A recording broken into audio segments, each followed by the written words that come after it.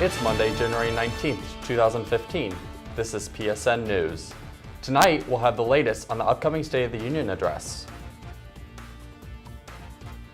We'll also take a look at last week's rallies coming up on PSN News.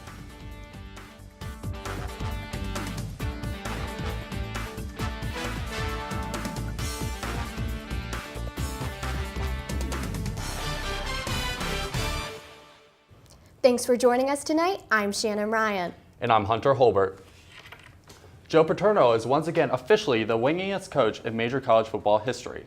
The Penn State Board of Trustees unanimously approved Senator Jake Corman and State Treasurer Rob McCord's settlement with NCAA this past Friday. The settlement declared the consent decree the university entered with the NCAA following the Cherry Sandusky child sex abuse case to be invalid.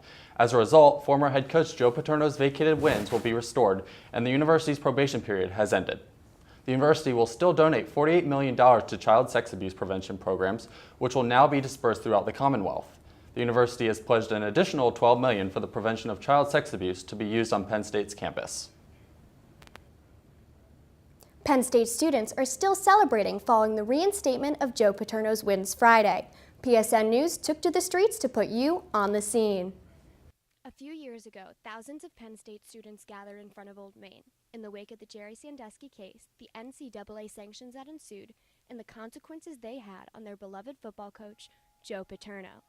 Tonight, students gather on this very same lawn in celebration. On Friday, the NCAA Board of Governors and Penn State trustees agreed to a deal, restructuring the sanctions imposed on Penn State, reinstating the 111 wins under former head coach Joe Paterno, restoring his status as the coach with the most victories in college football. Students took to the streets in celebration for the second time this year. After Joe Paterno passing, which was really sad for all of us here at Penn State, and the sanctions, it felt like it was just going down for a while.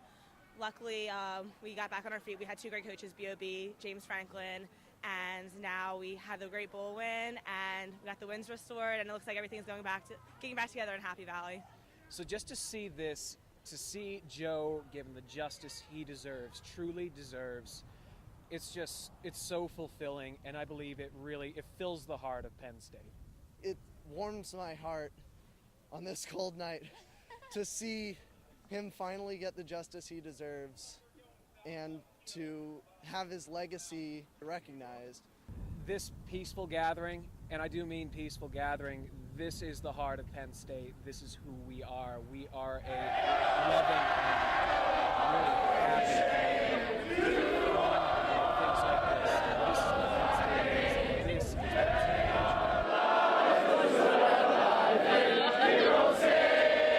When the news broke Friday, President Eric Barron said he hopes students would celebrate respectfully, a request students seem to have heard. The Penn State football building, currently known as the Latch Building, is taking on a $12 million renovation project. All of the current Latch facilities will be redesigned and about $7.7 million will be put towards branding and graphics for the new locker room. Penn State's athletics plans to upgrade the locker, equipment, and meeting rooms along with the lounges, study areas, and coaches' offices.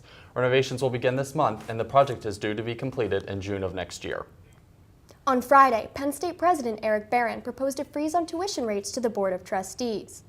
As a part of his access and accessibility goals, Barron proposed flat tuition for 8 of the 19 undergraduate Commonwealth campuses for the 2015-2016 academic year, and a slight increase of 1.8% tuition at 6 other Commonwealth campuses. He plans to help increase retention and graduation rates, while also decreasing the costs and borrowing rates for students, according to the university. Almost 40% of students at the Commonwealth campuses are the first in their families to attend college, and the rising cost of tuition has become a major problem for many at Penn State. Penn State football alum Adam Talaforio has been selected to fill a seat on the New Jersey Assembly, according to Democratic officials.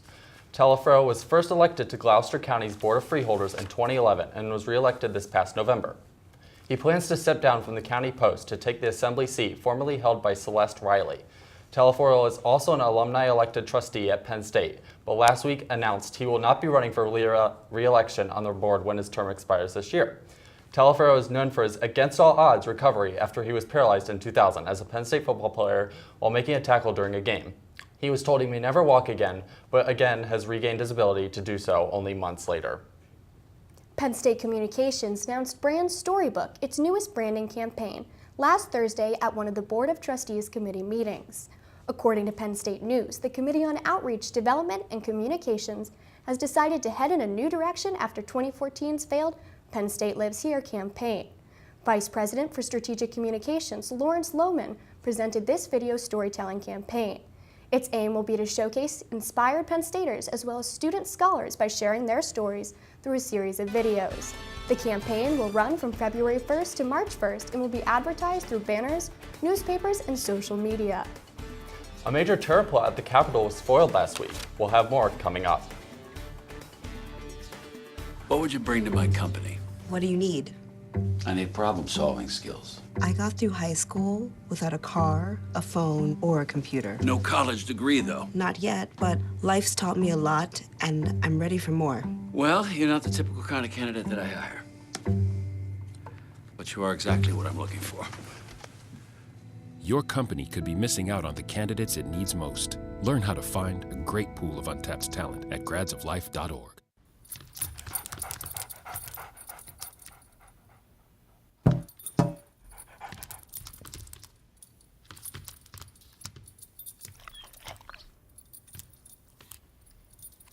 There's a shelter pet who wants to meet you. Meet one today. Visit theshelterpetproject.org. Adopt. You sure you don't want some? It's chamomile. Listen, you are extremely terrifying. Just the scariest undead subhuman thing on TV, and I really mean that. But I am worried that you could give my kids nightmares if they see you, so I'm gonna have to block you. So that's it. Oh, and tell the zombies they're blocked too.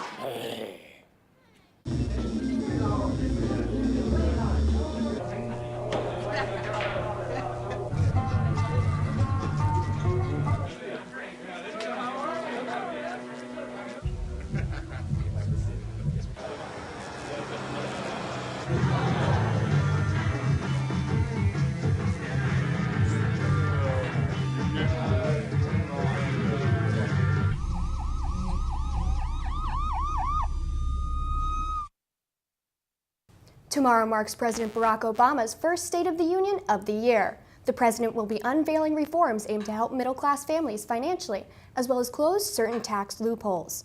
According to NBC News, the plan is aimed to target wealthy individuals and financial firms. The reforms would close the trust fund loophole, place a fee on the biggest financial firms, and raise the total top capital gains and dividends rate to 28%.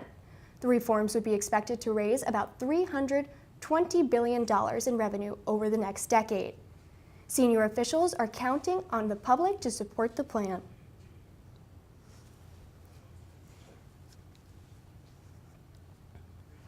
The New York Post is currently investigating a recent hack into its and the United Press International's Twitter accounts. Hackers tweeted false military and business news, including one quote from the Pope saying World War III has begun. The New York Post feed reported that hostilities had broken out between the U.S. and China. A Pentagon official confirmed that these tweets about a conflict with China were not true. This breach comes only 4 days after the U.S. military's command account was attacked by ISIS hackers, who posted, "American soldiers, we are coming, watch your back." A few days before this latest hack, President Obama announced a proposal to strengthen cybersecurity laws. The plan will be introduced to Congress within the next few months. The FBI stated it has thwarted a planned terrorist attack on the U.S. Capitol. On Wednesday, agents arrested 20-year-old Cincinnati man Christopher Lee Cornell. Cornell planned to set off pipe bombs in the Capitol to push lawmakers and employees out of the building. He was then going to gun them down with an accomplice. What Cornell did not know was that his partner was an FBI informant. Cornell wanted to attack in the name of ISIS, and although he did not state ISIS ever gave him an official sign-off, he did not believe they needed to. Cornell had allegedly been attempting to assemble a group of Americans via social media to independently carry out attacks in ISIS's name in the United States for months. Charles Frederick Warner was executed via 3-drug lethal injection at the Oklahoma State Penitentiary on Thursday. He was the first execution in Oklahoma since the state botched one last spring. Questions have been raised over the humanity of lethal injection due to Warner's final words being, "It feels like acid." However, some prosecutors and prison guards believed he was pretending to be in pain to help his fellow death row inmates escape the injection. Warner was convicted in 2003 of raping and murdering an 11-month girl, who was then girlfriend's daughter. Warner's attorney, Dale Bache, asked the U.S. Supreme Court for a stay and to review Oklahoma's lethal injection policies, but her request was denied. There has been a firestorm of criticism over this year's Oscar nominations. Not because a fan favorite wasn't nominated, but because for the first time in nearly 2 decades, all 20 acting nominees were white. Film Academy President Cheryl Boone Isaacs has responded, saying the all-white acting nominations have motivated her to encourage the Academy to be less exclusive. She also stated that she is hopeful for the film industry to become more diverse. Despite complaints from many diversity groups, Boone Isaacs has insisted that they are making progress in becoming more diverse and inclusive, although this year's nominees may not show it. French police are currently investigating whether or not there was a 4th gunman involved in the Paris shooting rampage at Charlie Hebdo headquarters in the kosher supermarket. The suspect is one of 12 people being held for questioning about whether they helped the Kouachi brothers plan and execute their attack. The suspect's DNA was found on the gun that Amadi Coulibaly used to kill 4 people in the supermarket on January 8th, as well as a policewoman the previous day. Police are saying that the suspect used Coulibaly's gun to shoot a jogger 2 days before the Charlie Hebdo attack. Investigators are still trying to determine the identity of this gunman. A special Argentinian prosecutor was found dead earlier today from an apparent gunshot wound. Alberto Niesman was set to testify today in a congressional hearing regarding the bombing of a Jewish center in Buenos Aires in 1994. Last week, Niesman publicly accused Argentinian President Cristina Fernandez of protecting Iranian suspects connected to the bombing. He reportedly had federal police protection, but it is unclear whether they were on duty at the time of his death. A judge granted Niesman's request in 2006 to arrest the Iranian president following the investigation of a botched attack. In 1994, a bombing of Argentinian Israeli Mutual Association killed 85 people and injured 200 others. We'll be right back with this week's weather forecast. Stay tuned.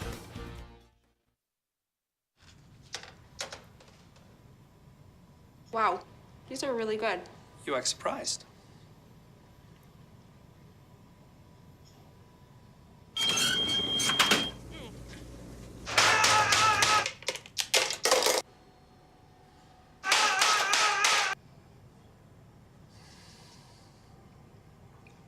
Practice makes perfect. You don't have to be perfect to be a perfect parent. There are thousands of teens in foster care who don't need perfection. They need you.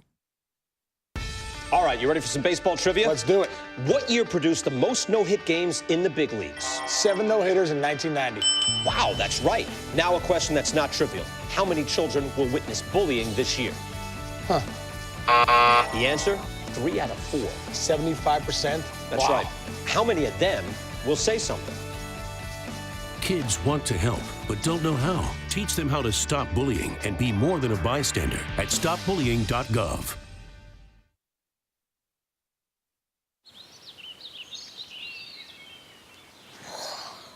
Oh, look, a redhead. Staring contest.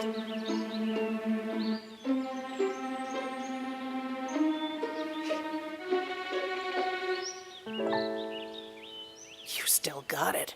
I know. Come alive with the forest. The dad was cute. You were looking right at us. Visit discovertheforest.org to find a forest near you. Checking your fantasy league? Nah, just my 401k statement. Nice. Where'd you find the money for that? I just been saving a little every month. I can't seem to save anything. Well, what about all this? What about the money you're spending? What money? It's gone before I can get my hands on it. I got a pizza for a Todd. Hey, can somebody spot me? When it comes to financial stability, don't get left behind. It's 547. Get tools and tips for saving at feedthepig.org.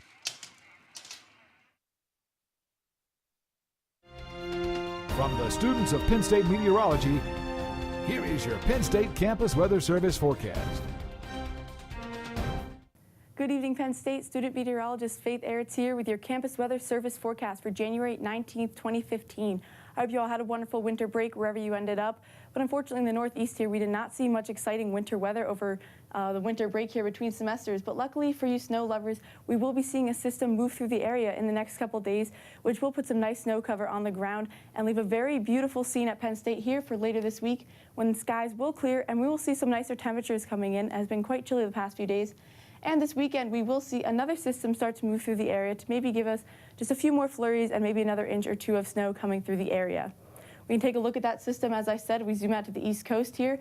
We can see the setup starting for the snow start to move into the Pittsburgh area for early on Wednesday. And we will see Pittsburgh to State College seeing some snow earlier in the day, although the heaviest accumulation will take place between State College and Philly.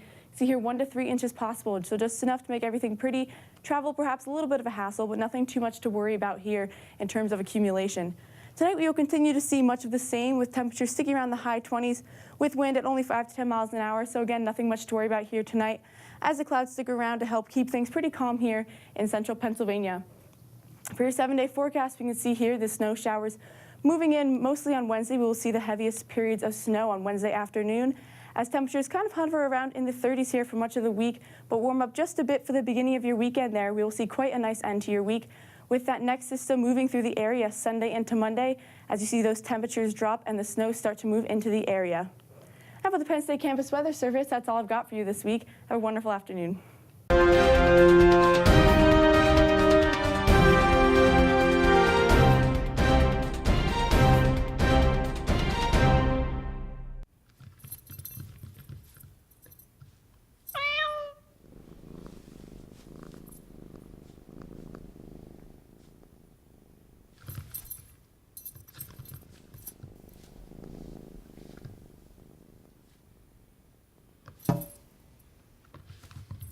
There's a shelter pet who wants to meet you. Meet one today. Visit theshelterpetproject.org. Adopt. Gonna put some ants in their pants. Aww. Kids will spend 22 minutes watching us, the super duper party troopers, sing about ants in their pants. Isn't that funny? Ants in their pants, they got ants in their pants, they've got ants in their pants. Brushing for 2 minutes now can save your child from severe tooth pain later. 2 minutes, twice a day. They have the time.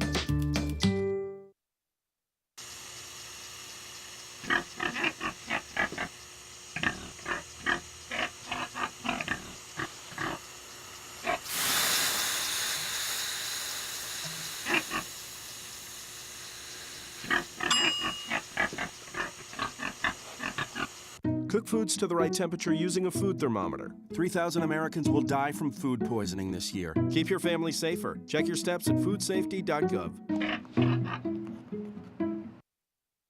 So good to see you guys. So, what's up?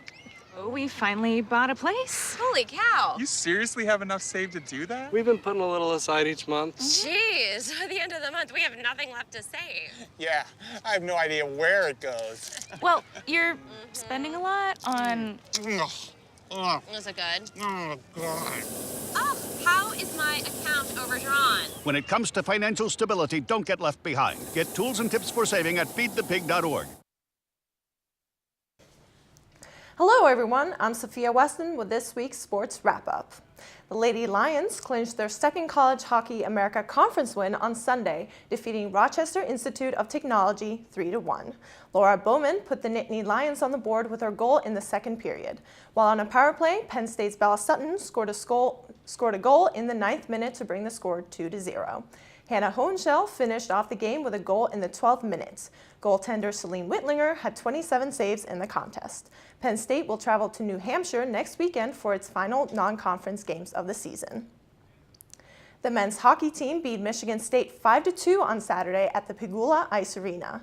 The Nittany Lions were down 2-1 after the first 20 minutes, but began their swift comeback in the mid-frame with goals from Nate Jensen and David Goodwin. Penn State solidified its victory in the first 3 minutes of the third period with goals from Taylor Holstrom and Casey Bailey, his second of the night. The Lions will play a non-conference game against Northern Michigan at home this weekend. The Penn State men's basketball team fell to Purdue 84-77 in overtime on Saturday at the Bryce Jordan Center. DJ Newbill registered a career high of 37 points in the defeat. Despite trailing in the second half, a three-pointer from Purdue's Kendall Stevens sent the game into overtime. The Boilermakers outshot Nittany Lions 17-10, marking Penn State's 5th loss in the Big Ten. Penn State will head to Michigan State for a midweek matchup on Wednesday. The Lady Lions basketball team lost to Ohio State on Sunday 69-60, lacking their lead scorer, Lindsey Spann. Penn State's Sierra Moore fueled the offense, registering a career high of 16 points, while Candice Agee scored her second career double with 11 points and 11 rebounds. In the final 3 minutes of the matchup, the Buckeyes went on a 9-2 run and led 66-53. The Lady Lions could only close within 9 points down the stretch. The Lions are back at home to play Indiana on Thursday and Northwestern on Sunday. And that's all for this week's sports. PSN News will be right back after this.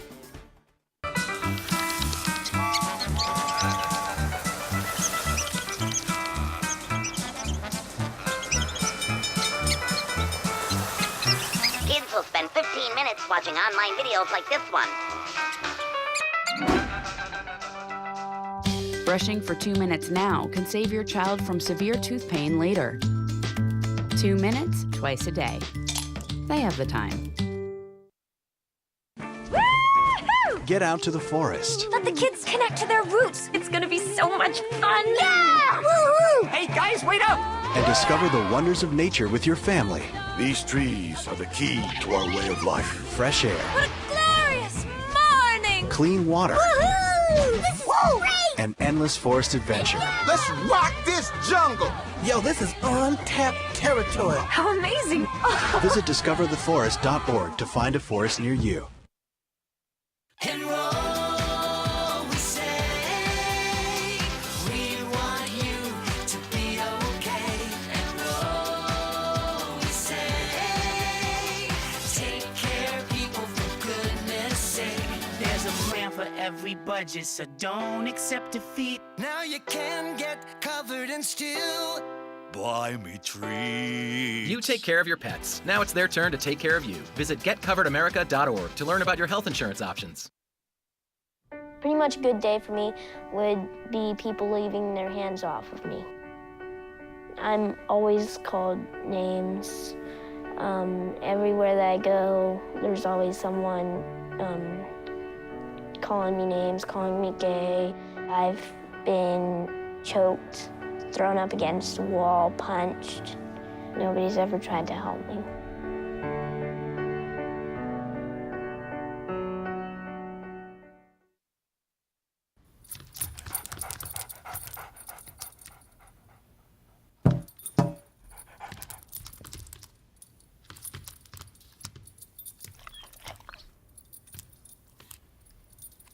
There's a shelter pet who wants to meet you. Meet one today. Visit theshelterpetproject.org. Adopt. You sure you don't want some? It's chamomile. Listen, you are extremely terrifying. Just the scariest undead subhuman thing on TV, and I really mean that. But I am worried that you could give my kids nightmares if they see you, so I'm gonna have to block you. So that's it. Oh, and tell the zombies they're blocked too. How long would you wait in line to keep your New Year's resolution? Alexandria Brown has the story on the recent gym overcrowding. If getting in shape is part of your New Year's resolution, you may have to wait a while to get started. During the first week back after winter break, you can bet that the gyms are packed with students ready to achieve their spring break bods. White Building Attendant Katie Marshka has seen the increased number of students hitting the gym.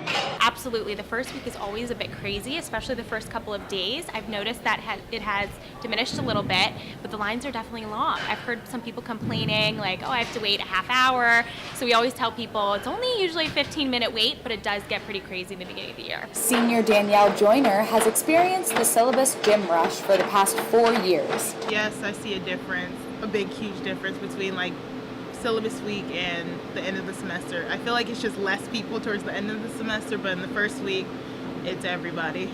For the gym, it's primarily very busy in the evening times, usually from 3 to 6 p.m. is the most busy, especially with fitness classes coming in. Just the volume of people in here is a bit crazy. Some students are motivated to keep their New Year's resolutions despite the overcrowding. I will be here for the whole year. That's my goal. I'm determined. For PSN News, I'm Alexandria Brown. And that does it for us here at PSN News tonight for January 19th, 2015. Thanks for joining us, and make sure to check us out at Twitter at PSN News. And be sure to watch us live every Monday at 7. Thanks for watching and have a great night.